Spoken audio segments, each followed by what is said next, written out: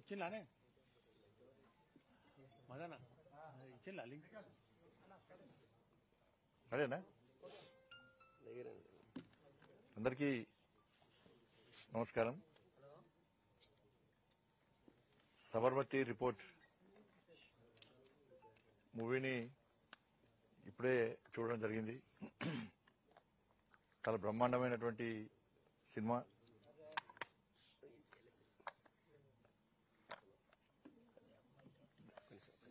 నిజంగా ఈ సినిమా తీసినటువంటి డైరెక్టర్ కానీ ప్రొడ్యూసర్ కానీ తనలో నటి వాళ్ళందరికీ సిబ్బంది అందరికీ కూడా హృదయపూర్వక అభినందనలు.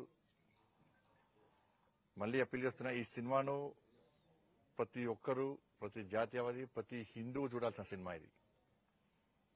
ప్రతి ఒక్కరు చూడాల్సిన సినిమా ఇది. ఎలాంటి వివాదాలు లేకుండా, వివాదాస్పద వ్యాఖ్యలు లేకుండా, నిజం నిప్పు లాంటిది అన్నటువంటి ఒక నానుడికి ఇది నిదర్శనమే ఈ సబర్మతి రిపోర్ట్ మూవీ. ఇన్ని సంవత్సరాలు దేశాన్ని పాలించిన కాంగ్రెస్ పార్టీ దేశ చరిత్రనే మార్చి అర్థం పర్థం విషయాలను జోడించి, సంబంధం లేని విషయాలను జోడించి వాస్తవ చరిత్రను తెరమరి చేసే ప్రయత్నం చేసింది కాంగ్రెస్ పార్టీ. ఆ రోజు గోధ్రాలో జరిగిన సంఘటన విషయంలో కూడా, 2002లో జరిగినటువంటి సంఘటన విషయంలో కూడా కాంగ్రెస్ పార్టీ ఒక వర్గాన్ని కొమ్ముగాస్తూ, ఒక వర్గాన్ని పెంచి పోషిస్తూ, ఒక ప్లాన్ ప్రకారం అయోధ్య నుంచి వచ్చినటువంటి కరసేవకులను హతమార్చాలని చెప్పి ఉద్దేశంతో, హత్య చేయాలనే ఉద్దేశంతో, తద్వారా ఈ దేశంలో మత విద్వేషాలు తగిలించి రాజకీయ లబ్ధి పొందాలని చూసినటువంటి కాంగ్రెస్ పార్టీ యొక్క కుట్రలను ఈ రోజు బహిర్గతమైంది ఈ సినిమా ద్వారా. ఇన్ని రోజులు మేము ఏం చెప్పినా కూడా బీజేపీ వాళ్ళు గదే చెప్తారు, వాళ్ళకి అనుకూలంగా చెప్తారని చెప్పి చాలా మంది చాలా రకాలుగా వ్యాఖ్యలు చేశారు.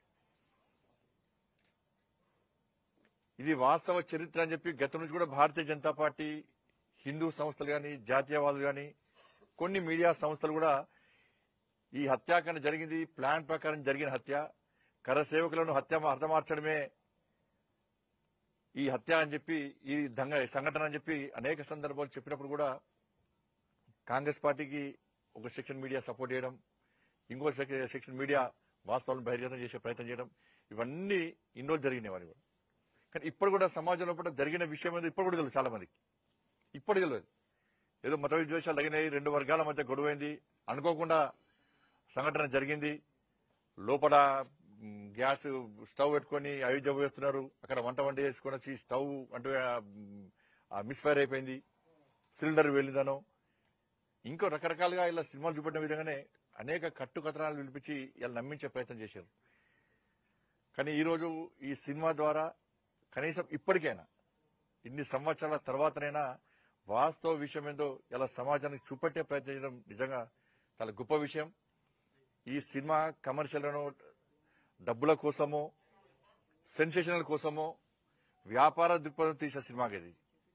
జరిగిన వాస్తవ విషయాలను కళ్ళ కట్టినట్లుగా సమాజానికి చూపెట్టే ప్రయత్నమే ఈ సినిమా యొక్క ఉద్దేశం.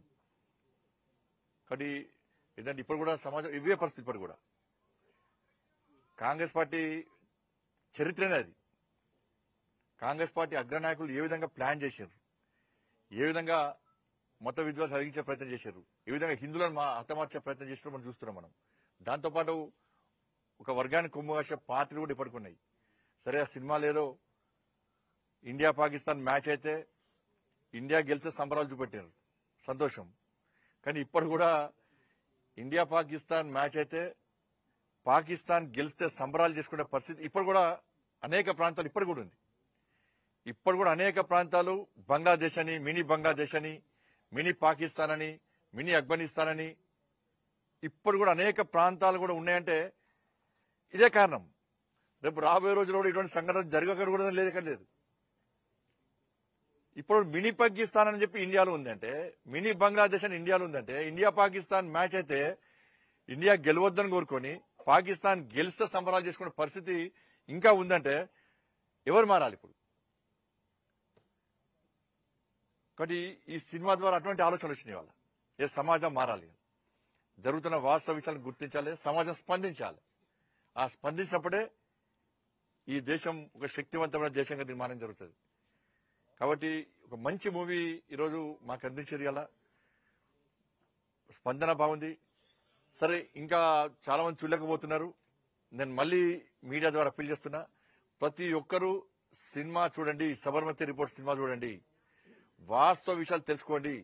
కాంగ్రెస్ పార్టీ దాంతోపాటు కొన్ని పార్టీలు ఒక వర్గానికి కొమ్ముగాస్తూ హిందూ సమాజం పట్ల ఏ విధంగా కుట్రలు కుతంత్రాలతో హిందూ సమాజాన్ని నాశనం చేసే ప్రయత్నం చేస్తారో ఈ సినిమాను చూసిన తర్వాత కనీసం అర్థం చేసుకోండి. మేము ఇన్ని రోజులు చెప్పిన విషయాలు వాస్తవాలు చెప్పి ఇలా సినిమా చూపెట్టింది వాళ్ళు. భారతీయ జనతా పార్టీ ఎప్పుడు వాస్తవాలు చెప్తుంది, అబద్దాలు చెప్పేది కాంగ్రెస్ పార్టీ. కాంగ్రెస్ పార్టీ నాయకులు చూడాలి సినిమా. ఇది కాంగ్రెస్ పార్టీ కార్యకర్తలు కూడా అప్పీల్ చేస్తారు, సినిమా చూడండి. ఈ సినిమా ప్రతి ఒక్కరూ ఈ సినిమా చూడాల్సిన విషయం, ప్రతి హిందూ సినిమా చూడాల్సిన విషయం ఇది.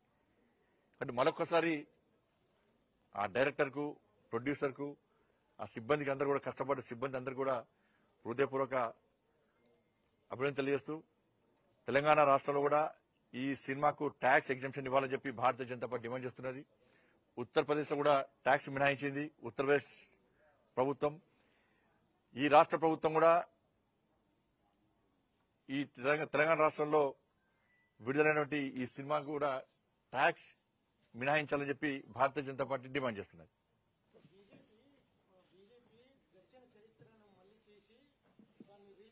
ఎస్, అంటే వాళ్ళు చరిత్రను తిరమరుగు చేసి లేని విషయాలను జోడించి తప్పుడు చరిత్రను చిత్రీకరిస్తే అదే చరిత్రను చూపట్టుడా మేము కూడా. అందుకే ఇన్ని సంవత్సరాలు కాంగ్రెస్ పార్టీ చరిత్రను తిరమరుగు చేసింది.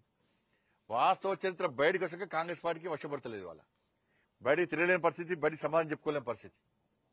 కాబట్టి వాస్తవ చరిత్రను నది చెప్తాను, నిజం నిప్పులాంటిది ఇవ్వాలనుకుంటే బయటకు వస్తుంది. చాలా రోజులు బయటకు వచ్చింది. రాబోయే రోజుల్లో కూడా ఇంకా చరిత్రను, నేను ఇదే కాదు, ఈ విషయం కాదు, దేశ చరిత్ర విషయంలో, దేశ స్వాతంత్ర సమరం విషయంలో కానీ, దేశ చరిత్ర విషయంలో కానీ ఇలా కాంగ్రెస్ పార్టీ చరిత్రను తెరమరు చేసే ప్రయత్నం చేస్తున్నది. ఇంకా ఇటువంటి సినిమాలు రావాలి, నిజమైన చరిత్ర ఈ దేశ ప్రజలకు తెలవాలి. తెలిసినప్పుడే వాస్తవ విషయాలు బయటకు వస్తాయి, సమాజంలో కూడా మార్పు వస్తుంది, ఒక మంచి దేశ నిర్మాణం జరుగుతుంది, మంచి సమాజ నిర్మాణం జరుగుతుంది కూడా నేను కోరుతా ఉన్నాను. ఇంకా రావాలి సినిమాలు, ఇటువంటి సినిమాలు వస్తూనే ఉండాలి. ఇంకా థ్యాంక్ యూ సినిమా టైం.